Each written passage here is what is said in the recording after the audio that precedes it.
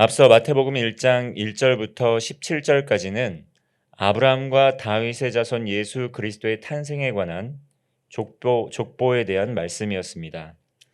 이 족보의 말씀은 예수님께서 다윗의 자손이 되시고 성경에서 약속하신 메시아라는 정통성을 설명해 주고 있는 말씀입니다. 예수 그리스도의 탄생은 구약 성경에 약속된 언약의 성취였습니다. 마태복음은 유대인에게 이스라엘의 왕으로 오신 예수 그리스도의 정통성을 말씀하고 이 구약 성경에 약속한 메시아가 바로 예수님이심을 거듭 강조하고 있습니다. 18절 말씀입니다. 예수 그리스도의 나심은 이러하니라. 그의 어머니 마리아가 요셉과 약혼하고 동거하기 전에 성령으로 잉태된 것이 나타났더니. 먼저 예수라는 이름의 뜻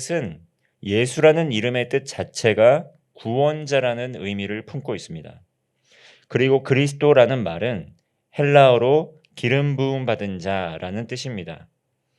구약 성경에서 히브리어 메시아라는 이 단어의 헬라어 음역이 바로 그리스도입니다.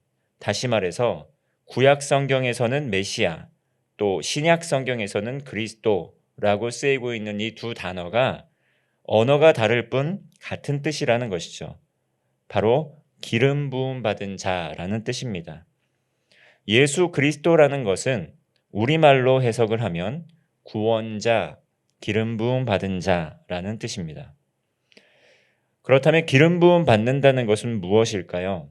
그것은 바로 하나님의 뜻으로 거룩하게 구별된 자, 구별된 사람이라는 의미가 있습니다. 구약 시대 때 이 기름 부음 받은 자들은 세 부류의 직분을 가진 사람들이었습니다. 왕, 제사장, 선지자. 이렇게 하나님께 특별히 구별받은 사람들이 기름 부음 받은 자들이었습니다.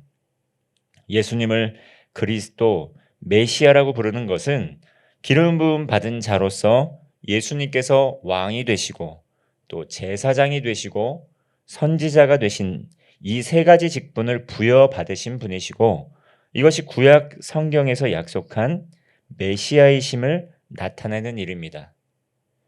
예수님께서는 이 세 가지 직분을 지금도 수행하고 계시는 것입니다. 다윗 시대 이후에는 유대인들이 메시아를 기다리게 될 때 바로 이상적인 왕이자 인류가 소망하는 유일한 구세주이신 그 메시아를 기다리게 되었습니다. 그렇기 때문에 메시아가 아브라함과 다윗의 자손에게서 나올 것임을 구약 성경에서 약속한 것을 정확히 잘 알고 있는 유대인들에게는 이 다윗과 같이 또 모세와 같이 이스라엘을 이 로마의 압제로부터 이끌어낼 그러한 정치적인 메시아를 고대했던 것입니다. 그렇기 때문에 족보를 통해서 예수님의 정통성에 대해서 다시 한번 설명하고 있는 것이죠. 왜냐하면 예수님은 유대인이 그렇게 바라고 고대하였던 다윗과 같은 모세와 같은 그런 카리스마적인 리더십을 가진 분이 아니시고 나사렛이라는 정말 알지 못하는 동네에서 태어난 정말 지극히 작고 연약한 볼품없는 자처럼 보였기 때문입니다. 그러나 예수님께서는 구약 성경에 약속한 대로 아브라함과 다윗의 자손이었으며 또한 참 인간이시자 하나님의 아들이신 정말 그러한 메시아이셨습니다. 예수님께서는 성령으로 잉태되어서 하나님의 아들 그리스도로 오셨기 때문에 인간의 모든 고통과 아픔, 감정을 느끼시는 참 인간일 뿐만 아니라 죄는 없으신 하나님의 아들이셨습니다. 20절과 21절의 말씀을 다시 한번 보겠습니다.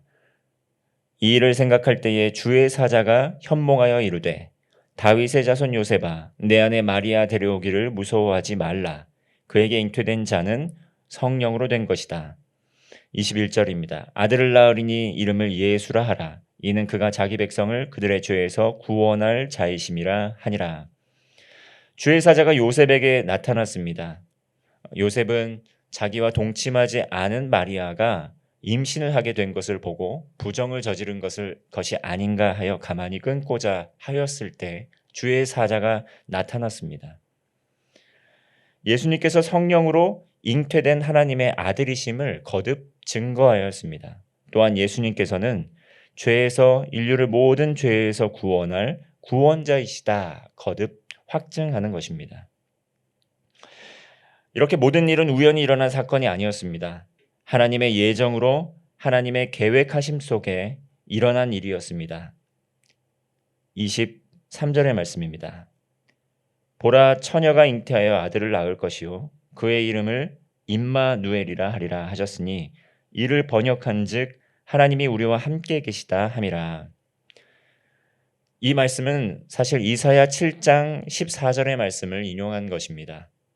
구약의 말씀이 성취되었다는 것을 다시 한번 확증하는 것입니다.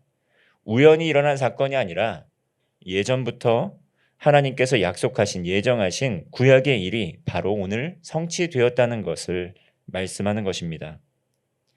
임마누엘이라는 뜻은 함께하심, 마누, 우리와, 엘, 하나님이라는 뜻의 히브리어입니다. 이 땅에 그리스도께서 오셔서 우리와 함께하신다라는 그 이름을 내포하고 있는 것인데 이전까지 하나님을 직접 대면하여 본 사람이 없었습니다. 그러나 예수님을 통해서 하나님과 함께 거할 수 있는 길이 열리게 된 것입니다. 하나님의 백성들이 하나님의 얼굴을 드디어 대면하여 볼 수 있게 된 것입니다. 예수님께서 이 땅에서의 공생애를 마치신 후에 죽으시고 부활 승천하셨을 때 하나님께서 약속하셨던 성령께서 성도들에게 임하셨습니다.